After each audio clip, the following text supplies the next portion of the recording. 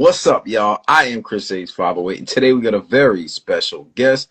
Please introduce yourself, tell us your name, where you're from, and what you got going on.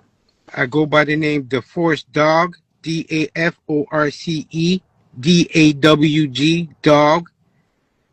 Originally, I'm from Montreal, Canada, but currently in Los Angeles right now. And my profession is I'm a rapper and slash producer. You might hear some of my music.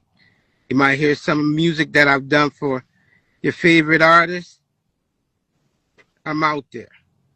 That's a fact, man. You definitely got a lot going on. I see you page, different events, new music, all types of stuff. For the people who have not heard your music yet, what's your newest song out that you want the people to check out? What was that? Sorry, I missed that. No, I was just saying, man, for the people who haven't heard your music yet, what's the newest song that you want them to check out?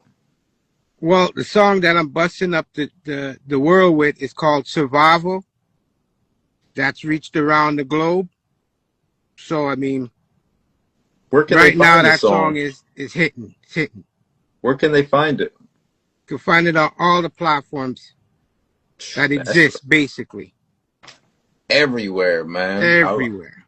I like that, man. We're gonna find out more about you because I think you've done a lot in your career, man. I want to find out more about you. Before we get started, though, I definitely want to officially welcome you to On the Spot, the Force Dog. I like it. All right. The Force Dog's in the building, man. I want you to reintroduce yourself to the people, though. I want you to tell the people again, what is your official artist name? Who gave it to you? How did you come up with it? Tell us a story about your name. Well, I go by the name Daforce. Added the dog part later on in the career. Not everybody was happy with me claiming Daforce. They seen it as like a universal attack on the word. So I added the dog part so that it would be easier for people to understand what I'm trying to do. And yeah, it's been a battle that way. Now, what was the second question? No, that was exactly the question was, just like, uh, you know, what the name means, how you came up with it, the story behind it. And I didn't expect that, and the force, when I hear the word force, I think of energy, man. And you get a lot of energy in your music. It's melodic, it's real, it's versatile. You're a very versatile artist too. And I want to talk more about your music and your journey. Like you were saying, you've written songs for, a lot of people. You've been in the game for a while. Bring us back to the beginning, man. What inspired you to becoming an artist? Was it a moment, something you saw on TV? Was it your family? What was your inspiration? But Yeah, I also, started with my pops. He's a musician, jazz musician, composer, arranger. So it started with him. He put a guitar in my hand when I was 4 or 5 years old. mm, I had a bass, same age. He was teaching me music theory and all of that stuff, from an early age. But, growing up in that time, you want to be like your peers. You don't want to be, that 10-year-old, walking down the street with a bass in a case, you know what I'm saying? You see rappers, break dancers doing it, then you want to be like them. So that's where my journey started. wow. I mean, so you started young, and I think great foundation to have knowing music theory, and now you're applying everything you learned in kind of a way you didn't expect along the way. And I want That's to it. figure out what has been your motivation to keep going. Like, why do you make music? Why do you do what you do? What's the passion behind it? Well, I enjoyed it. Like I enjoyed doing the music part. That's what I really enjoyed. And then it turned into something else. Then it turned into something else. So all that time passed, and I didn't even realize, you know, what was happening. Mm. You're just young, doing your thing, starry-eyed like everybody else, and then you end up in a certain spot in a certain position. You don't even realize. It's not like it was planned. It was just something that happened. Mm. That's real, bro. That's definitely real. Let me ask you a question. Like, you've obviously done a lot of different shows, worked with a lot of different people. What's been like your overall favorite moment in music? If it's whether it's a performance or meeting someone or just a random story. It's a lot. It's a lot. But I think my part where I enjoyed myself the most was working with the veterans, you know, Mm, squeezing game from them, learning a lot, and seeing if it works and trying it and applying it. So that was the most fun part of it. The rest, like the music theory and all of that's a formality. That's something like putting on a pair of pants and next thing mm. you know how to put on a pair of pants in 2 seconds. But the part, like I said, that was the most fun was doing things and seeing if it was going to work and if it panned out. That's so true, that trial and error, and that's what the journey's all about. And I think now at the point of your career, you're one of those OGs, you're one of those veterans. You got a lot of game to give back, man. And I always love to ask this question, because we might have an 18-year-old watching, someone who's just thinking about doing it, just started, and they're getting all this information. A lot of people online have never even made music, and they're trying to tell people about music and how to do this and how to do that. So I want to ask you this.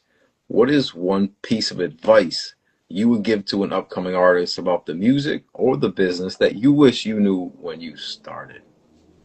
Well, I would tell any artist coming out now, study the game and soak up as much information as you can. And never underestimate anyone, whoever you're talking to. Big, small, you don't really know who's big, you don't really know who's small. Treat everybody fairly, and that's how you learn. I think that's so that we don't hear that advice a lot on here. So I'm glad I asked because, like, it's like someone who's small, there's only one way up. You know what I'm saying? They're going up. And the people who are big, they're going to be on a decline because they've already gone big. So, they say, That's like, right. treat people the same way because you have to meet them on the way down. You know what I'm saying? That's When the right. people, man, that's And I've great seen that advice. happen many times. Me too. Many times I've seen it. Yeah. But as an artist, we try to protect our image and all of that stuff. But you're doing music. You're there to serve the public. Mm, So, you know, you could be one thing today and the next day you could be something else. So focus on what's really more important than the image. The image is not everything. They tell you it is, but it's not everything. mm. Some people will see you in a big light, some people see you in a small light. In the end of the day, you're doing music. And you're there to make people feel a certain way about your music. That's what counts. I love that. Wow, that's one of the best answers we had in a long time, man. That's powerful, and it takes a veteran, someone with a lot of experience, to have an answer like that. And some of these young cats need that guidance. You gotta stay humble in this game, man. You gotta always be a student, and never think you're better or bigger than anyone else. Like you said, man, whether you're small or big, you gotta kind of have that guideline, man. Have that middle ground. Have your morals and principles. You're I right, love. because the reality of it is when you're a major artist and you've been taken care of, that's all you know. So a Mm, lot of things are hidden. You see what I'm saying? But when you're an independent, you're out there with the fans. You're building your fans. Your family members could be part of that. You got to deal with them. You got to learn how to, you might be growing too big for the change that they got to go through to accept mm, what you're doing. So there's a mm, lot of like left and right turns you got to make. But when you're a major artist, you get put on. People have this idea of you. They think you're making money. But they don't really know. See what I'm saying? But when you're an indie, you really got to gain the trust of the people that you're dealing with. And a lot of times they see what's going on. They know what's going on. So my answer would be different than what a major artist would give you. wow. That's the reality of it at the end of the day. And that's the fun part, really. All the bigger artists, they always say the funnest part when they were coming up and they were, in those small clubs work because when you're around people, that's energy. Just like your name, Daforce, that's energy. And the bigger you get, the more isolated you get away from the people in the energy, and that's really when people lose touch. But this is a topic we could talk about forever, man. But it just gets me so much more interested in you and who the person is behind the music. So I want to find out a little bit more about you. Um, Outside of the music, what are a couple things to let the people know about you a little bit? Whether it may be like, what do you do for fun on the weekend to get away from the music, or just, do you have any passions like hobbies? You collect things? Is anything on your bucket list you want to get done this year? Give us a few ideas about you. Well, I've done a lot of stuff. I've done over the years. I had nothing but time really to do a lot of stuff. Like I like my sports, but for relaxation, I like being on the road. I like camping. I like all of that Mm, kind of stuff. I expanded. I tested a lot of stuff that if I would have been stuck in the city, I I would not have had these experiences. But I was schooled early in my career to make sure you live while you're, going for this journey. Make sure you live, take trips, get out your environment, try to, get into other businesses, learn something new, keep active. So that's what I've been able to do throughout my whole career. So there's not one really specific thing that I could point and say, I just basically do whatever I feel like doing whenever I want to do it. That that's was the whole goal of the whole thing to begin with, anyways. That's another great piece of advice because before people ever start releasing music, a lot of people they're starting a little bit younger, but most people maybe start in high school or in college or something like that. You've already lived 15 or 20 years before you make music, and I think what happens is as soon as they start making music, they get very, like you said, starry-eyed. They get obsessed with it, and all they do That's is right. music, and they forget about all the influences and inspirations that created the music to be that first album. That's why a lot of artists have a problem getting past that second album. And man, you got a lot of game, bro. You got a lot of game you're giving to the people right now, and Yeah. it makes me more curious, like about who some of your influences in music are, because obviously you came up around, your father, jazz instruments, all these things. So if you were to put a list together, who are your top three favorite artists of all time? All time?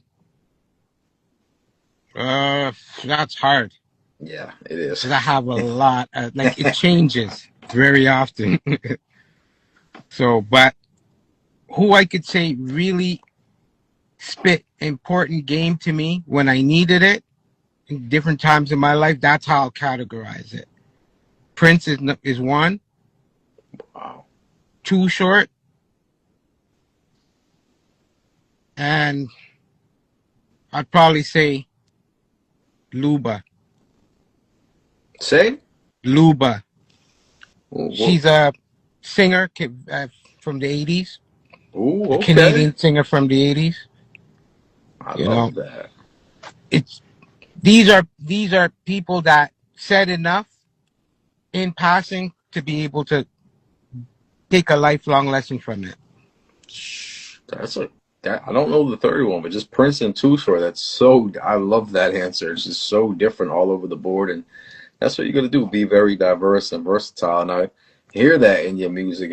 It's funky. It's got soul. There's melody in it. There's messages in it, man. You're talking some real stuff, and I want to introduce your music to some of the people who haven't heard it yet. So for the people watching, they have not heard any of your music yet. What would be like the first song or album you would want them to check out right now? What would be the first one? Mm, well, Survival would be, I think they would be able to understand it more because the earlier works with the philosophy that I had was releasing your sketches. Like if you're a Mm, painter or an educator and you're teaching somebody physics, for example, and okay, you display your notes of how you got, that's how I presented my work. that's I real. presented it as a learning sketch, so people could, so some releases I didn't care about how it sounded. I just wanted them to get the message, the idea. Some records, I wanted them to feel a certain thing. So that's how I presented my music at the time. But So, the current stuff is the more polished stuff, okay. which people can relate to. And once they go back and they check the journey and everything, it'll all make sense. Well, let me ask you. I mean, I don't want to get too personal, but what are you surviving? Or like, what's the survival? What is the message behind the song? Was it personal? Was it political? What was the story behind it? Survival, it's all of it because they're all connected. Yeah. Personal, not so much politics, but all the struggles we go through, whether it's fighting for your sister that has cancer, or fighting for yourself, or fighting for a group of people to understand, a certain economical structure, or whatever it is. It's just all of it is points to the same thing: survival. We all want to survive. That's a definitely. We all want to. I can relate to that so much. Wow, man. Um, I learned a lot during this interview and really learned a lot more about you, man. You gave a lot of game, shared your story, you got your brand new music out for the people to support. And we've gone over a lot, and I appreciate you sharing your story and getting on this interview with me. But I want to make sure I didn't miss anything either. For Before sure. we go, we got another minute. Is there any shout outs you want to give? Is there anything I didn't ask you that you want to talk about? Is there anything on the way that we can expect? Yeah, well, we got a mixtape coming out, Warriors Part 3. Gonna have some good, features on there. Um, I would like to shout out E40. Learned a lot of game from him too. Too Short, Mm, of course. Learned a lot from KRS-One. Sad X. I would like to shout him out. He's a big inspiration to me. You know, mm, Edie Mean from the Outlaws. Ron G, the mixtape king. I would like to shout him out too. Rock Ness Monster. I'd like to shout him out also. These are all mm. people that I admire, look up to, and have learned game from them. So, much love. Dope. Dope. Shout out Rockness, man. Jersey, man. You mentioned a lot of dope artists. They all do have that. Some political, some survival, just a Those are lot of all game in there. monsters, man. Those are Yeah. beasts, all of them. KRS. I love Boogie Down Productions, man. Just listening to their live album, that's like real MCing, bro. Like that's a Boogie Down Productions worldwide. Such a classic live album, and we could talk about music all day, game, just everything, bro. But you got my mind thinking, man, and I hope everyone watching feels the same way. So thanks again for coming through. Yeah. Oh yeah, shout out to MC Hammer and Emmerich. And Hammer time, brother. Love MC Hammer too, man. Well, listen, thanks again, and I want to thank everyone for watching. If you've made it this far, you was definitely a real one. I want to thank you for watching. I just got one favor to ask y'all. Press like, drop a comment, share this on your story, and go give Daforce Dog a follow right now. You already know what it is. I'm Chris A58. Yeah, This go is on check the out the Force Dog. Pick up that stuff. Go check them out right now, y'all. You already know what it is. I'm Chris A58. Let's go.